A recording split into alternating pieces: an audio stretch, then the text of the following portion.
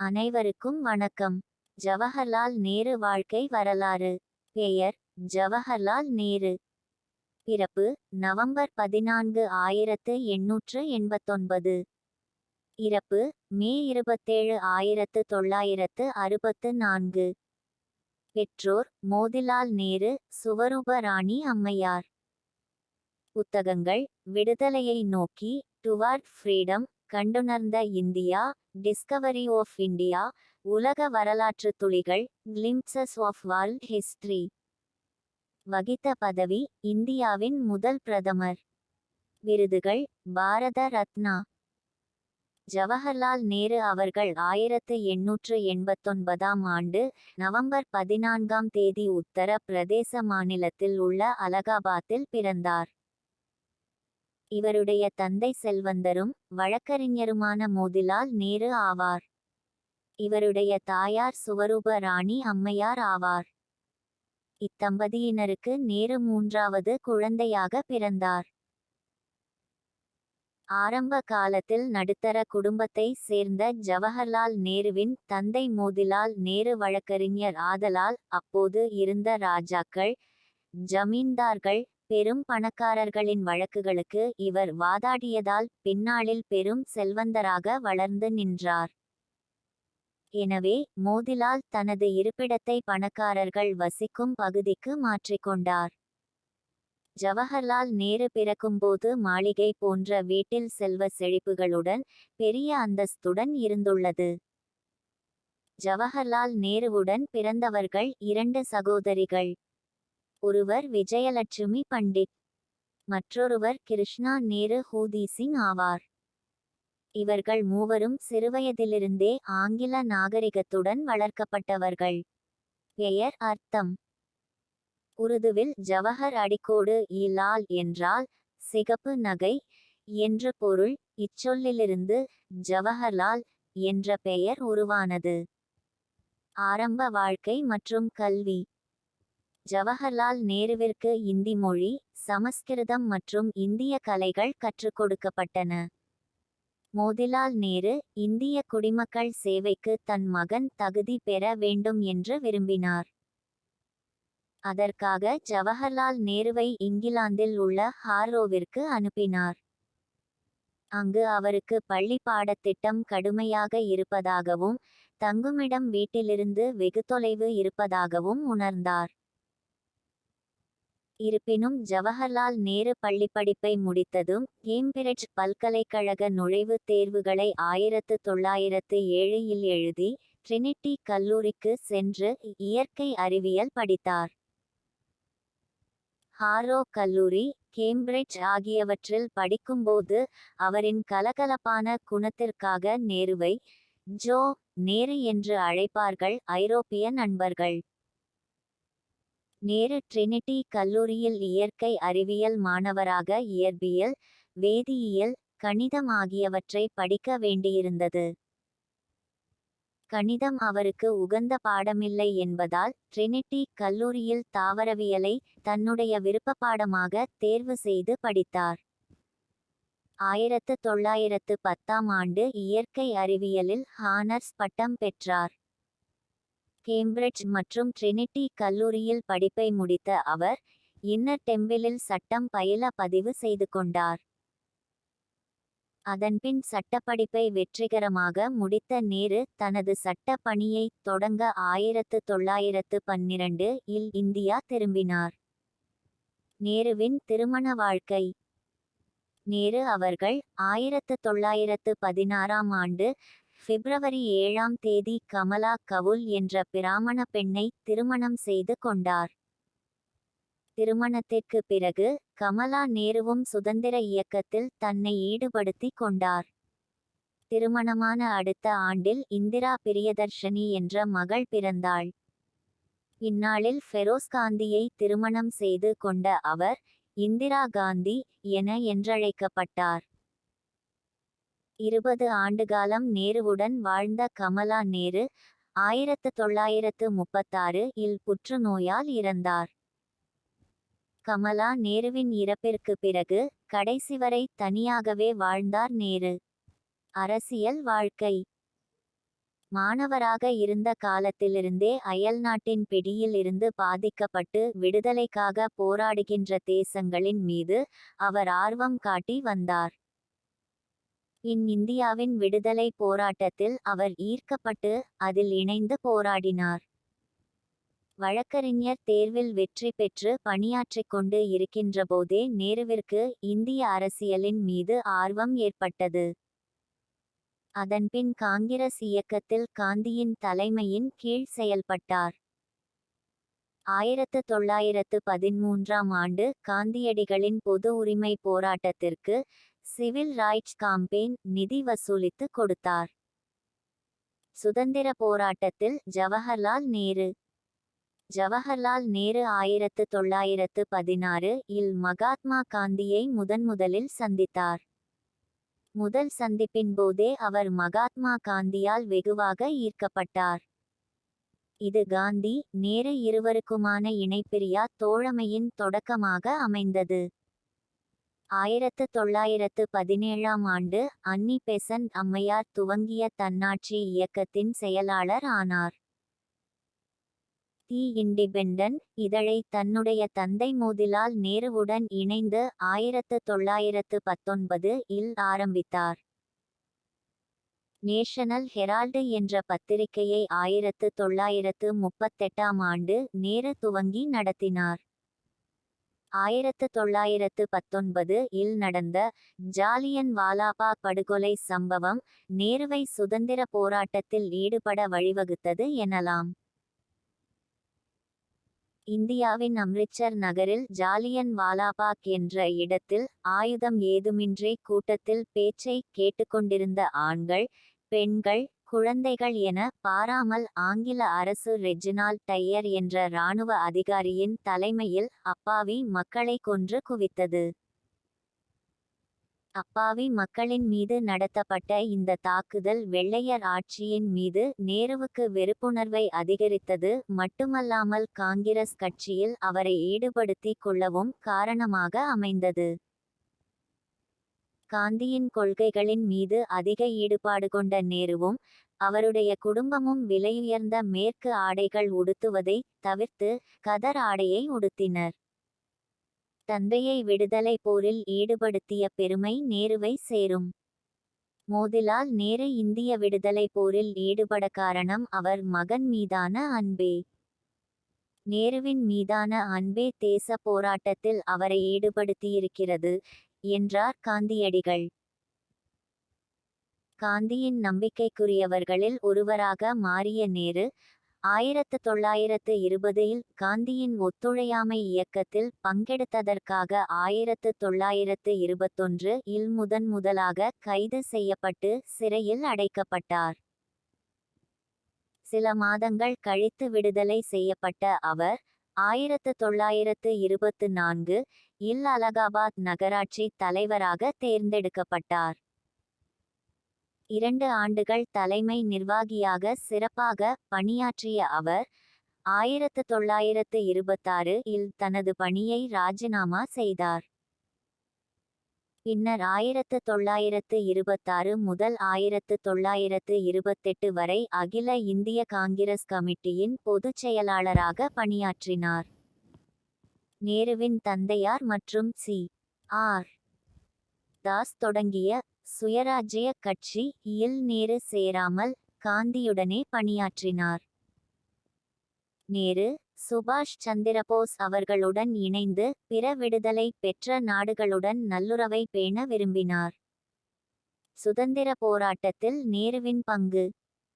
இந்திய சுதந்திர போராட்டத்தின் சர்வதேச கண்ணோட்டத்தின் வளர்ச்சியில் நேரு முக்கிய பங்கு வகித்தார். நேரு இந்தியாவிற்காக வெளிநாட்டு நட்பு நாடுகளை நாடினார். மேலும் உலகம் முழுவதும் சுதந்திரம் மற்றும் ஜனநாயகத்திற்கான இயக்கங்களுடன் தொடர்புகளை ஏற்படுத்தினார். 1926 இல் Italy, Switzerland, England, Belgium, Germany, Russia ஆகிய நாடுகளுக்கு பயணம் மேற்கொண்டாள். 1927ஆம் ஆண்டில் அவரது முயற்சிகள் பலனளித்தன. இந்திய தேசிய காங்கிரசின் பிரதிநிதியாக பெல்ஜியம் புரூசல் பகுதியில் நடைபெற்ற ஒடுக்கப்பட்ட நாடுகளின் கூட்டத்தில் அவர் பங்கேற்றார். பிரிட்டிஷ் ஏகாதிபத்தியத்திலிருந்து சுதந்திரத்திற்கான போராட்டத்தை பெருநகரத்தின் பல்வேறு பகுதிகளில் பல தேசிய முயற்சியாக நேரு கண்டார். நேரு, சுபாஷ் சந்திர போஸ். உலகெங்கிலும் உள்ள சுதந்திர நாடுகளின் அரசாங்கங்களுடன் நல்ல உறவை வளர்ப்பதில் நேரு, சுபாஷ் சந்திர போஸுடன் சேர்ந்து நெருக்கமாக பணியாற்றினார். இருப்பினும் 1930களின் பிற்பகுதியில் இருவரும் பிரிந்தனர். பிரிட்டிஷாரை இந்தியாவிலிருந்து வெளியேற்றுவதில் பாசிஸ்டுகளின் உதவியை நாட சுபாஷ் சந்திர போஸ் ஒப்புக்கொண்டார். அதே நேரத்தில் ஸ்பெயினின் உள்நாட்டுப் போரில் பிரான்சிஸ்கோ பிராங்கோவின் படைகளுக்கு எதிராக போராடும் குடியரசுக் கட்சியினரை நேரு ஆதரித்தார். 1928இல் சைமன் கமிஷனுக்கு எதிராக நடைபெற்ற ஊர்வலத்திற்கு தலைமை தாங்கியதால் காவலர்கள் நேருவின் மீது தடியடி நடத்தினர். 1928ஆம் ஆண்டு ஆகஸ்ட் 29ஆம் தேதி அவர் அனைத்து கட்சி மாநாட்டில் கலந்து கொண்டார். நேரு முதன்முதலில் இந்திய தேசிய காங்கிரஸை காந்தியின் வழிகாட்டுதலில் 1929ஆம் ஆண்டு லாகூர் நிகழ்ச்சியை தலைமையேற்று நடத்தினார். நேரு தலைமையில் நடைபெற்ற லாகூர் காங்கிரஸ் மாநாட்டில் முழு சுதந்திர தீர்மானம் பானா ஸ்வராஜ் ரெசல்யூஷன் நிறைவேற்றப்பட்ட பிறகு காங்கிரஸில் நேருவின் முக்கியத்துவம் கூடியது. பின்னர் ஜனவரி 26, 1930இல் சுதந்திரம் கோரி இந்திய சுதந்திர கொடி நேருவால் லாகூரில் பறக்கவிடப்பட்டது. அதே ஆண்டில் இந்தியா உடனான ஆங்கிலேயரின் இணைப்பை துண்டித்து சுதந்திர இந்தியா என்ற அமைப்பை அவர் நிறுவினார். பின்பு அதன் பொதுச்செயலராகவும் பொறுப்பேற்றார். சத்தியாகிரகம் மற்றும் காங்கிரஸால் ஆரம்பிக்கப்பட்ட பல்வேறு இயக்கங்களில் பங்கேற்றதற்காக 1930 முதல் 1935ஆம் ஆண்டுகளில் அவர் பலமுறை சிறையில் அடைக்கப்பட்டார். 1935ஆம் ஆண்டு பிப்ரவரி 14ஆம் தேதி அல்மோரா சிறையில் அவர் தனது சுயசரிதையை எழுதி முடித்தார். 1938இல் தேசிய திட்டக்கமிட்டியின் தலைவராக நேரு தேர்வு செய்யப்பட்டார். தேச உருவாக்கம் எப்படி அமைய வேண்டும் என்பதை திட்டமிடும் பொறுப்பு இந்த கமிட்டிக்கு வழங்கப்பட்டிருந்தது. பண்டிட் நேரு 1940இல் இந்தியாவை வலுக்கட்டாயமாக உலக போரில் பங்கேற்க வைப்பதை கண்டித்து தனிநபராக சத்தியாகிரகம் மேற்கொண்டபோது கைது செய்யப்பட்டார். அதன்பின் டிசம்பரில் மற்ற தலைவர்களுடன் இவரும் விடுதலை செய்யப்பட்டார். 1942இல் வரலாறு சிறப்புமிக்க வெள்ளையனே வெளியேறு இயக்கத்திற்கான தீர்மானத்தை மும்பையில் நடைபெற்ற அகில இந்திய காங்கிரஸ் குழுவில் முன்மொழிந்தார். இதனால் மற்ற தலைவர்களுடன் நேருவும் கைது செய்யப்பட்டு அகமத் நகர் கோட்டைக்கு அழைத்து செல்லப்பட்டார். இதுவே இவருடைய இறுதியான மற்றும் நீண்டகால சிறைவாசமாகும். இதேபோன்று இவர் 9 முறை கைது செய்யப்பட்டார். விடுதலை போராட்டத்தில் ஈடுபட்டதற்காக 3269 நாட்களை நேரு சிறையில் கழித்தார். அங்கே பல அற்புதமான நூல்களை எழுதினார். ஆங்கிலேயர் ஆட்சி செய்யாத மாகாணங்களை சேர்ந்தவர்களையும் காங்கிரஸ் கட்சியின் உறுப்பினராக்கும் திட்டத்தை நேருவே செயல்படுத்தினார். நேருவிற்கு பேரன் பிறந்தபோது மன்னிப்பு கேட்டால் சிறையை விட்டு அனுப்புகிறோம் என்று ஆங்கிலேயர் கூறவே அதை மறுத்துவிட்டார் நேரு. தெருவில் போலீஸ் வாகனம் போகும்போது விளக்கு வெளிச்சத்தில் பேரனை தூக்கி இந்திரா காண்பிக்க, பேரனை பார்த்துவிட்டு, இவர்கள் வெளிச்சத்தில் வாழ வேண்டும் என்றுதான் நாங்கள் இருளில் உழல்கிறோம் என்று கடிதம் எழுதினார். சுதந்திர இந்தியாவின் முதல் பிரதமர். 1947ஆம் ஆண்டு ஆகஸ்ட் 15ஆம் தேதி பிரிட்டிஷ் ஆட்சியிலிருந்து தனி சுதந்திர நாடாக இந்தியா விடுதலை பெற்றது. புதுடெல்லியில் சுதந்திர இந்தியாவின் கொடியை ஏற்றும் தனிப்பெருமை நேருவிற்கு வழங்கப்பட்டது. அன்று முதல் சுதந்திர இந்தியாவின் வளர்ச்சிக்கு தன்னை முழுவதுமாக அர்ப்பணித்துக் கொண்டார். இந்தியாவில் முதல் தேர்தல் 1951ஆம் ஆண்டு டிசம்பரில் தொடங்கி 1952ஆம் ஆண்டு மே வரை நடைபெற்றது. முதல் இந்திய தேர்தலில் இந்திய தேசிய காங்கிரஸ் கட்சி தனிப்பெரும்பான்மை பெற்று ஜவஹர்லால் நேரு தேர்தல் மூலம் தேர்ந்தெடுக்கப்பட்ட முதல் இந்திய பிரதமர் என்ற சிறப்பை பெற்றார். மிக அதிக காலம் இந்தியாவின் பிரதமராக இருந்தவர் என்கிற சாதனைக்குரியவர் நேரு. மொழிவாரி மாநிலம் 1948ஆம் ஆண்டில் ஜவஹர்லால் நேரு, வல்லபாய் படேல், பட்டாபி, சீதாராமையா ஆகிய மூவரையும் உறுப்பினராக கொண்டு காங்கிரஸ் கட்சி அமைத்த ஜேவிபி குழுவின் மொழிவாரி மாகாண உருவாக்கத்தை இவர் ஆதரிக்கவில்லை. பிரிவினையை மதரீதியாக நிகழ்த்தி தேசம் தூண்டப்பட்டதால் மொழிவாரி மாநிலங்களுக்கு நேரு அனுமதி தர மறுத்தார்.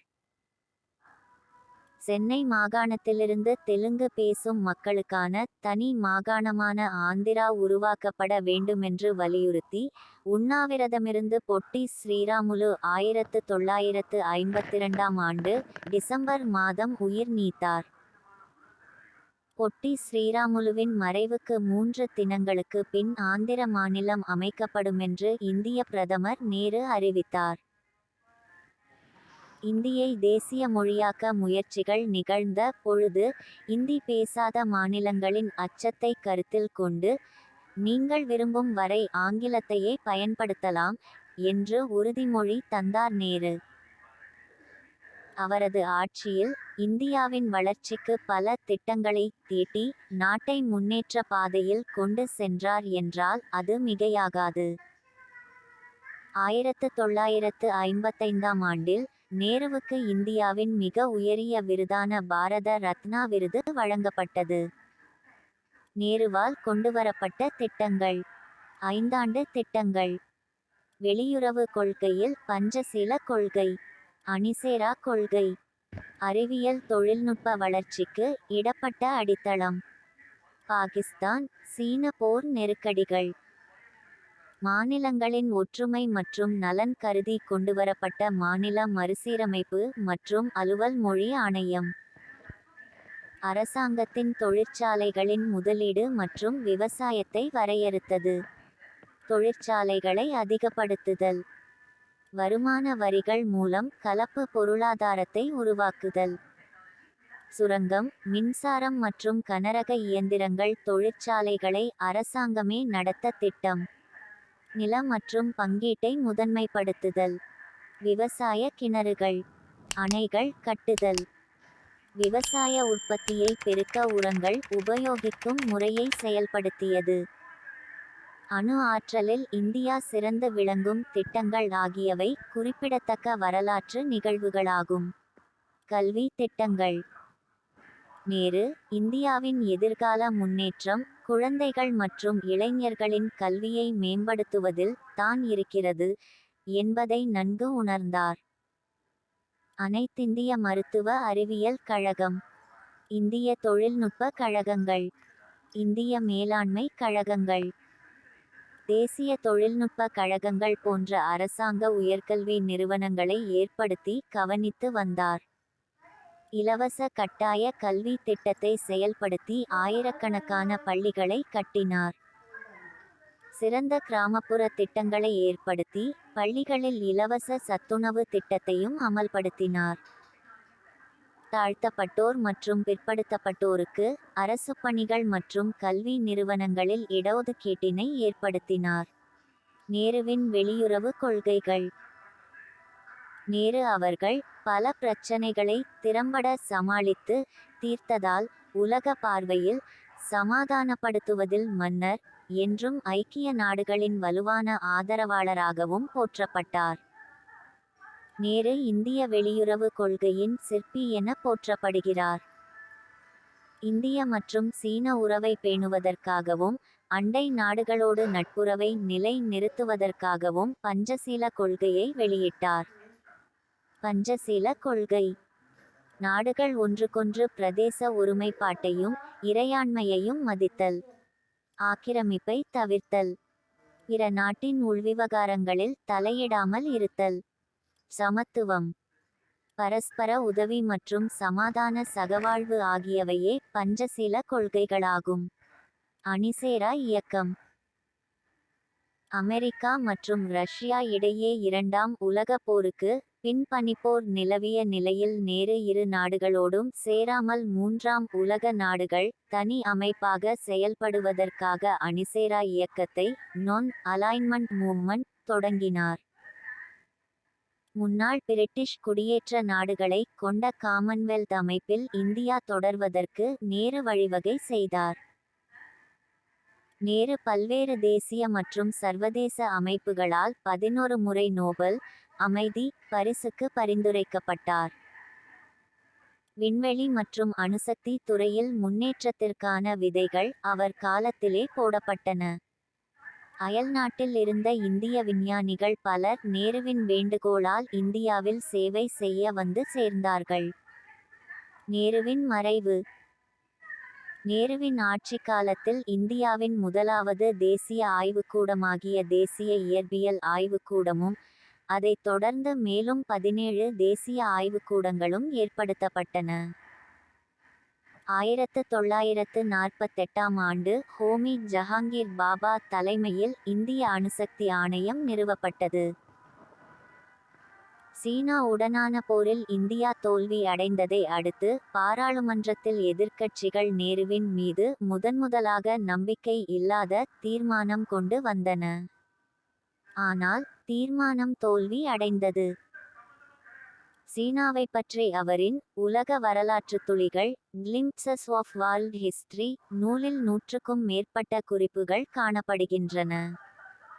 அந்த தேசம் திடீர் தாக்குதல் தொடுத்து எல்லை சிக்கலை தீர்க்க பார்த்தது பேரதிர்ச்சிக்கு உள்ளாக்கியது. இதனால் 5 மாதங்களில் 3 முறை பக்கவாதத்துக்கு உள்ளாகி இறுதி நாட்களை நோக்கி நகர்ந்தார். 1964ஆம் ஆண்டு காஷ்மீரிலிருந்து திரும்பிய நேரு பக்கவாதத்தாலும் மாரடைப்பாலும் அவதிப்பட்டார். அவர் 1964 மே 27ஆம் தேதி அதிகாலை இறைவனடி சேர்ந்தார். அவருடைய உடல் யமுனை நதிக்கரையில் உள்ள சாந்திவனத்தில் தகனம் செய்யப்பட்டது.